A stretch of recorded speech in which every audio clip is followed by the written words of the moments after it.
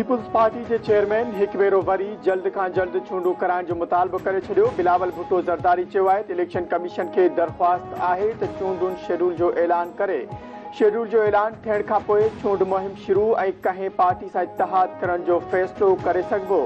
ओकाड़ा में मीडिया सां ॻाल्हाईंदे बिलावल भुट्टो ज़रदारी चयो त गॾियल क़ौमुनि जी जनरल असेंबली में परॾे वज़ीर खे नुमाइंदगी करणु घुरिजे हा। थी सके थो त अहिड़ी का मजबूरी हुजे जो निगरान वज़ीर आज़म खे पाण वञणो पियो। पीटीआई चेयरमैन के जेल मोकिलण सां मसइला हल न थींदा। पीपल्स पार्टी के भित सां लॻायो पियो वञे।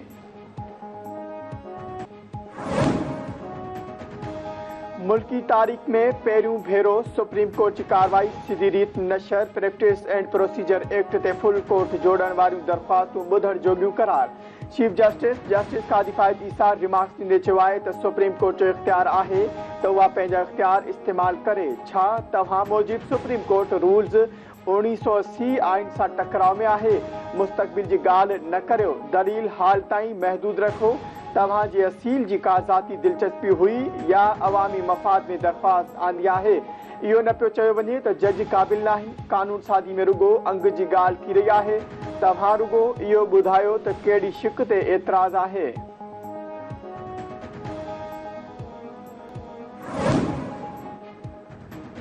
जस्टिस अज़हर मिनुल्ला रिमार्क्स ॾींदे चयो आहे त इख्तियारनि ऐं ताक़त जो ज़िक्र कानून में नाहे। चीफ जस्टिस जी बेंच ठाहिण जो लामहदूद इख्तियार हुजे त तव्हां मुतमइन आहियो। जस्टिस मुनीब अख्तर जो चवणु आहे त अदालत खे इख्तियार इस्तेमाल करण खां रोकण जी कोशिश कई वई। छा पार्लियामेंट इंतज़ामी इख्तियारनि बाबति कानून ठाहे सघे थी?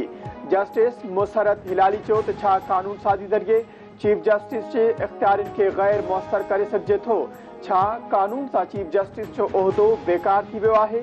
जस्टिस जमाल मंदोखेल सवाल कयो त कानून साज़ी सां चीफ जस्टिस या वरी सुप्रीम कोर्ट जे इख्तियारनि खे ख़त्म कयो वियो। जस्टिस मोहम्मद अली मज़र वकील खे चयो त तव्हां इहो त ॿुधायो त आइन जे कहिड़े आर्टिकल सां एक्ट टकराव में आहे। वकील जवाब ॾिनो त इहा दरख़्वास्त अवामी मफ़ाद में आंदी वई आहे।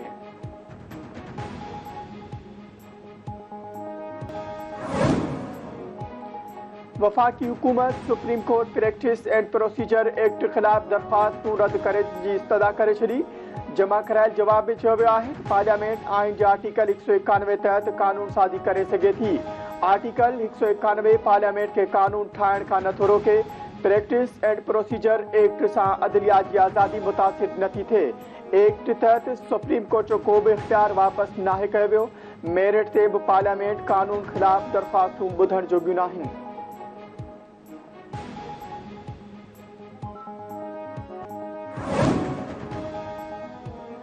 Supreme court chief justice guard of honour वठण का इनकार करे छॾियो। जस्टिस कादी फायद ईसा पारां पुलिस के पंहिंजी ज़िम्मेवारी सुठे नमूने अदा करण जी हिदायत।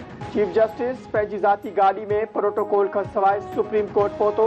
अमले पारां आजियां जस्टिस कादी फायद ईसा ॻाल्हाईंदे चयो त अदालती मामला सुठे नमूने हलाइण लाइ तव्हां सभिनी जो सहकार घुर्जे। माण्हू ख़ुशीअ सां न पर मसइलनि जे हल लाइ सुप्रीम कोर्ट ईंदा आहिनि।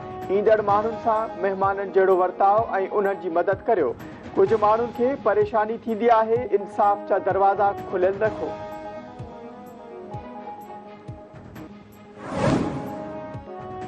Islamabad high court cipher case में तहरीक इंसाफ के चेयरमैन की दरख्वास्त ते नोटिस जारी करे छॾिया। चीफ जस्टिस आमिर फारूक पारां FIA का जवाब तलब कयो वियो। पीटीआई चेयरमैन जे वकील सलमान सफदर पारां अदालत में पेश थी जल्द ॿुधणी जी इस्तदा।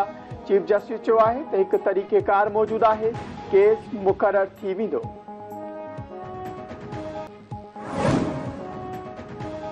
ॿतरफ़ा सियासी सलामती ऐं इक़्तिसादी लाॻापा वधीक मज़बूत बणाइण लाइ पुरआज़माइहा। असांखे गॾिजी गॾियल मक़सद हासिल करण लाइ कमु करणु घुरिजे। निगरान वज़ीर आज़म अनवारुल हक काकड़ जो अफ़गान वज़ीर आज़म मुला हसन आख़ुन जे नाले ख़त। अफ़गानिस्तान में पाकिस्तानी सफ़ारतखाने ख़त दुरुस्त हुजण जी तस्दीक करे छॾी।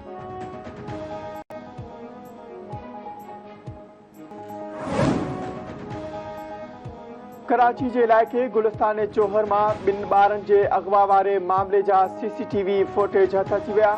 अगवा में संदन वालिद निकितो। मीडिया के मिलियल CCTV फुटेज में ॿिन्ही मासूम भेनरुनि खे कार BVS 063 जेका अम्माद पुट डॉक्टर बच्चन ख़ासकेली जे नाले ते रजिस्टर आहे, जंहिं में ज़बरदस्ती अगवा कंदे ॾिसी सघिजे थो। मुबैना अगवा थियल ॿिन्ही नीगरिन जे अमड़ इरम सूमरो इल्ज़ाम मड़ियो हो त संदन न्याणियुनि खे हुनजे अॻूणे मुड़ुसु जुनेद ख़ासकेली, पुट डॉक्टर बच्चन ख़ासकेली, पंहिंजी मां नसरीन ख़ासकेली, भेनरुनि मिसिस राबेल, हुमेश सोलंगी, मिसिस कमल ऐं अबीर मेमन जी मदद सां अगवा करायो आहे।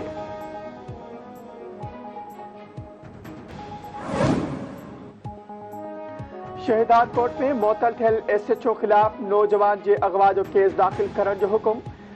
सेशन जज कमर साहिब मेट्रोज़ जी अदालत ज़ाहिदा जवाली जी दरख़्वास्त ते फ़ैसिलो ॿुधायो। अदालत S सेक्शन थाणे जे अॻूणे SHO अनवर अली बिरोही केस दाख़िल करण जो हुकुम कयो। ॿ ॾींहं अॻु DIG लाड़काणू ग़फ़लत जे इल्ज़ाम हेठि अनवर बिरोही खे इंस्पेक्टर मां SI बणायो हो।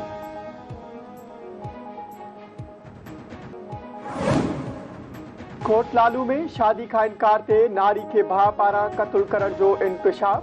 SSP खैरपुर जे नोटिस खां पोइ पुलिस फहमीदा जे क़त्ल जो केस जवाबदार शहबाज राजपर ख़िलाफ़ दाख़िल करे वरितो।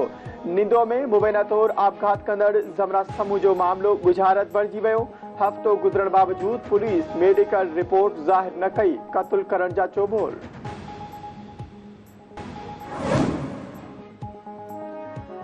कंधरा जा रहवासी सेप्को अमले ख़िलाफ़ सरापा एहतजाज।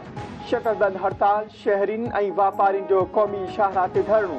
ॿिन्ही पासनि खां गाॾियुनि जो कतारूं लॻी वयूं। एहतजाज कंदड़नि चयो आहे त बिल भरण बावजूद बिजली जा कनेक्शन काटिया पिया वञनि। कनेक्शन बहाल थियण ऐं सेप्को अमले ख़िलाफ़ कार्रवाई ताईं एहतजाज जारी रखियो वेंदो।